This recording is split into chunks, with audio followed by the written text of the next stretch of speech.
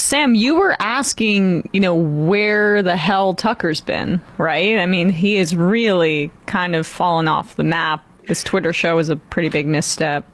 What is happening with that Twitter show? Are they getting many views? Do we have any sense? Well, we can't. It's hard to know exactly because I can't remember who pointed this out on Twitter, but there's the two feeds. There's the For You, which is algorithmically enhanced with all your favorite anti-Semites added into your feed, and then there's the Your Actual Feed, which is supposed to be people you are just following, and nonetheless, Tucker's show keeps appearing into the people you're only following feed, and as we know, just appearing in the feed is enough for Twitter to count it as a view. Yeah, well, that's the thing. Views really doesn't. I mean, it's absurd on Twitter. Like you scroll through everything. I don't watch video on Twitter. Exactly. So they're fudging those numbers. I mean, Binder and others have done analyses of those numbers, just essentially confirming what we suspect. And so, but what's funny is, like, despite that, you can't trust the numbers. You can trust the trend, and the trend has been going down. Exactly. And I mean, you can also trust it in your analysis of the guests, where like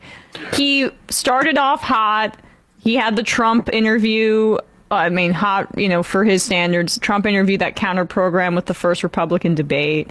And then things just started to keep getting more and more. Now we have to have the guy who says he had a gay affair with Obama. Right. That's the one I was thinking of, dredging up that debunked story from like 15 years ago. And now this guy. Yeah, Alex Jones is like the last refuge for a show that is struggling with its numbers. Here he is with Tucker Carlson. And Trump being the candidates. You see the system, the media going after Biden, and he deserves it, but they were covering it up until now. Now they're covering the laptop. Now they're covering attack on the dog. Now they're covering, all of his senility, all the corruption, the Chinese spies. Hacking a dog. What a pig he is. I'm sorry. Well, I mean, I was told that by Secret Service and by people that, let's just say, work with them. And I'm going to leave it at that. But I actually have a contact for you. I'd like to be able to hear it from them. But when this is over, I'll let you actually hear it from yourself. I think they'll tell you off record. I trust you. But yeah, he is completely out of his mind. He wanders around for the entire 2.5 years. It's getting worse. Naked in the White House. In the middle of the night, doesn't know who he is. They have to give him a bunch of drugs, a bunch of amphetamines in the morning. Then they've got to drug him. At night, sometimes he'll like be out for the morning for a while, and then comes back out at night for a ball. That's when there's a real problem. He is on drugs. I have established that, and I know someone who witnessed it. I'm not guessing at this. I know someone personally who witnessed him taking amphetamines. And this was during the 2020 election. So how's this going to? That's huge. I know you don't play games. No, I don't play games with this. I'll just say he's a makeup artist. Well, no, you said the NFL. So what were you going to say? I was just going to say,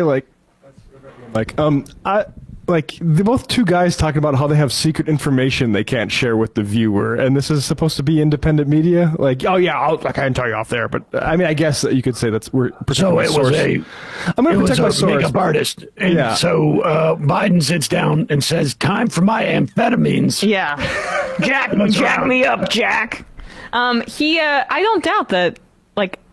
I mean, the presidents take drugs. I mean, they take like a cocktail of drugs. You know who else takes drugs? Yeah, people Trump. take drugs. Oh, yeah, true. Like, I mean, the amount of pills that your average 80-year-old is taking, I just find it very hard to believe. Right. I mean, I wouldn't be shocked if they were giving him amphetamines or something. I don't know if it would be amphetamines or whatever it is. I wouldn't be shocked by this. But the idea that, like, this is secret information because a makeup artist, Biden's going to announce, like, I'm taking amphetamines now right before I get my hair done. Again, this is like the most uninteresting way to critique a president, because like this is fairly common. Nixon had, if you search Nixon Dilantin, there's accusations that he abused that. Reagan himself was senile in the White House. There are reporters who are like, yeah, I looked at him and there was like nobody there. But again, how about we focus on the actual policies? Well, I mean, JFK, look up like his relationship with his Dr. Feelgood, and like he would take back things. Pain medication that led to some other side effects. Yeah, he would take things to get up and then come down, and there are doctors there that give them also just like a ton of high-end supplements just to make sure they don't die. So that's part of it as well. I think George H.W. Bush took Halidol, if I remember correctly, was I think there was some talk about him taking that. But nevertheless, it's fascinating. Is there more? Can we hear more about? I mean, the Biden walking around naked. I find that disturbing. NSA spying on me, high level, and then a month later they went, yes, we're spying on Tucker Carlson. Yeah, I know. So you don't make stuff up. And so what I'm saying here is Biden's a liability for him. Trump's a liability. What do? They have a right-winger, they'll claim, assassinate Biden, and they'll have a left-winger assassinate Trump. That then gets the country even in more of a fight against each other. And then they put in Gavin Newsom and, somebody like Mike Pence or who knows. But I really think the next 13 months is the most critical time, not just in American history, but world history. Because if they can bring down America, they're going to bring down the world. And then you've got the escalation. Remember a year ago, Biden said, you can't give F-16s and Abrams tanks and cruise missiles to the Ukrainians. That's World War III. Now they're doing it. So as Russia wins that war, as Colonel McGregor documented a few months ago with you, NATO is escalating. Well, that leads right to nuclear war. So we're so close. That fundamentally makes me so mad. This transcends politics. Since when do Democrats love war? Since when do Democrats love the intelligence agencies? They love them now. And so really the Democratic, so dark. Just like the Republican Party is a beachhead for sanity and populism. Pause it for 1 second. Just to be clear that the idea of Democrats loving war, I'm not sure if, people, there was certainly have had Democrats who've gotten us into some nasty wars. The Democratic Party. But the idea that it's so dark to hear about Democrats loving national security agencies, I agree. But it's weird that he did not have a comment on the dual assassination plot, where they're going to recruit a right-winger to assassinate Biden and a left-winger to assassinate Trump. And that this is to open the door to Gavin Newsom. And maybe Mike Pence. Working together. And you mix that in with some other stuff of like, boy, we're in a militaristic mode right now. Fascinating.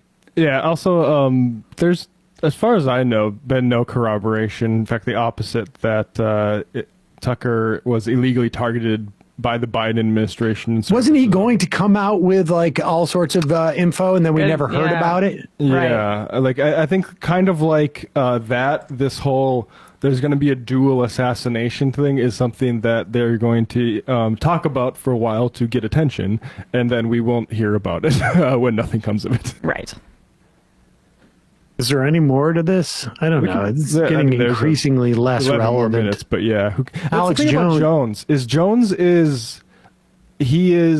He's past his prime. It's over. He's like he's in like almost Bill O'Reilly territory now.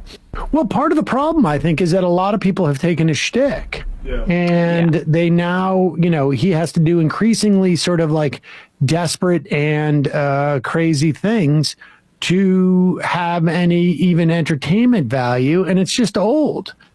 It's just old, I think. Yeah, and I think he also he's become such an avatar for like the most insane online conspiracies about these kinds of things that even people that are more inclined to listen to him are seeking other alternatives, because it's just gotten to a point where his reputation is just tarnished to that degree, I would say.